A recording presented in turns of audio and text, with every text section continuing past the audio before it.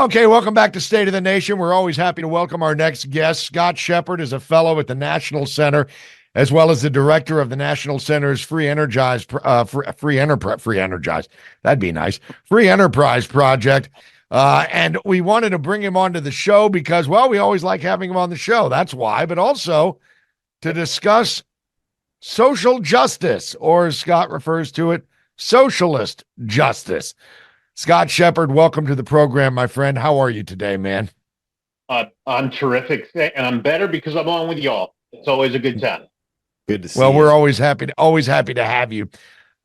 Because I think the nation has, by and large, gotten rather sick of social justice and everything that comes with it, whether it's cancel culture. Of course, back in the day, we used to call it political correctness. Now they've morphed it all into the social justice bag, the DEI, all this crap. You think America's gotten sick of it and have woken up to it? And will they stop trying to push it down our throats? Well, yes, and no. Yes, I think the American people have woken up to it. They were all, official America, not common sense people, but official America was terrified by the riot summer of 2020. And so jumped in and embraced all of this stuff without thinking about it at all.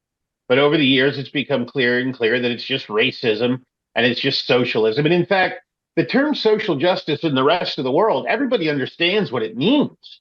It's not this extra special kind of justice. It's particular justice if you want to get to a socialist future. It's taking away the opportunities to succeed, taking away past. I think you froze on us. And everybody living at the same miserable level. Uh-oh. Yeah. It's not don't about worry, equality. Scott. It's about mediocrity.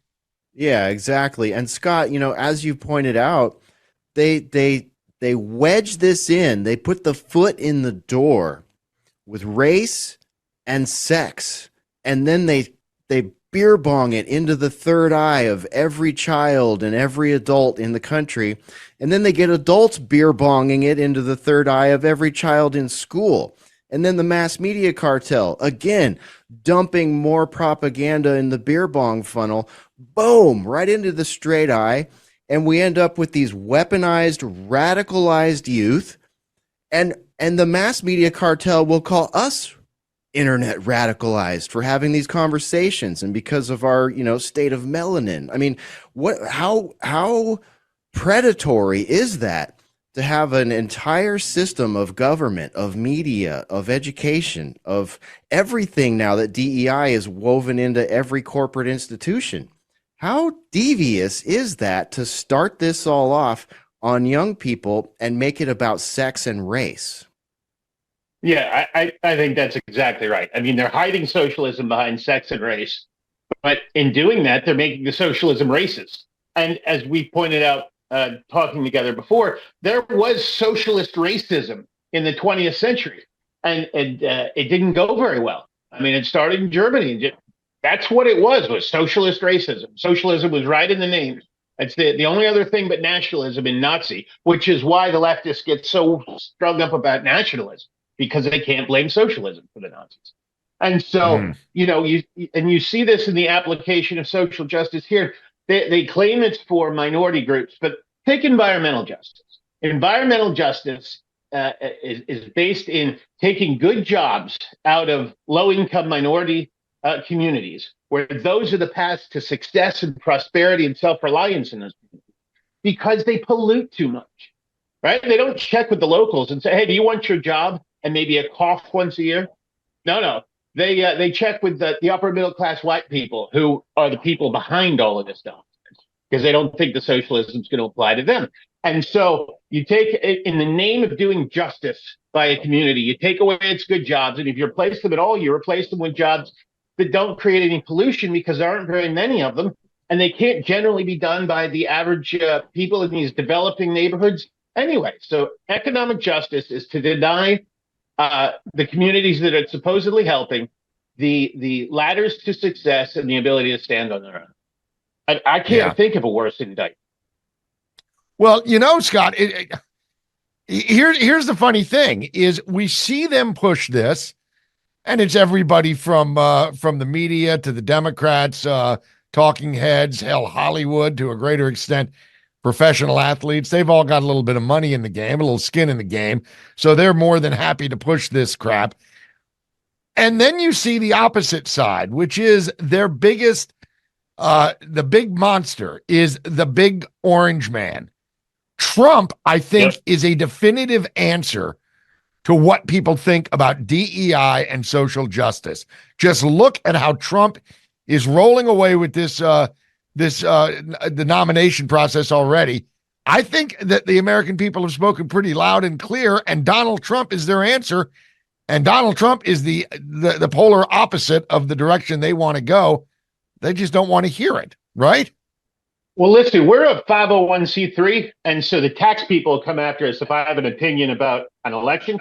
So let me frame it this way. Consider the difference between the jackasses who lead the unions in this country and the rank and file members of the union. The rank and file members of the union know that all this DEI, ESG stuff is bad for all of them, whatever their race or sex or orientation, and wherever they live. It's the people at the top who think they're going to be excluded from all these consequences, everywhere and always, including in the unions, who are in favor of it. Yeah, exactly, Scott. And, I just saw today that the auto workers unions have put in their support for Joe Biden's campaign, and we've spoken with one of the presidents of one of the auto unions, during the strikes that were happening. And, this is a very complex situation because they were being treated very unfairly, very badly. And it kind of felt like the Biden administration just sort of, tacitly or just sort of in a PR way supported that case, and they did get what they were looking for. And I can't help but notice now, boom, all of a sudden the United Auto Workers Union is throwing their money behind Joe Biden. And that's a lot of money. And as you point out, a lot of the rank and file there seem to be the type of people that would be politically diametrically opposed to socialist justice. We'll use your term here because it is the proper term.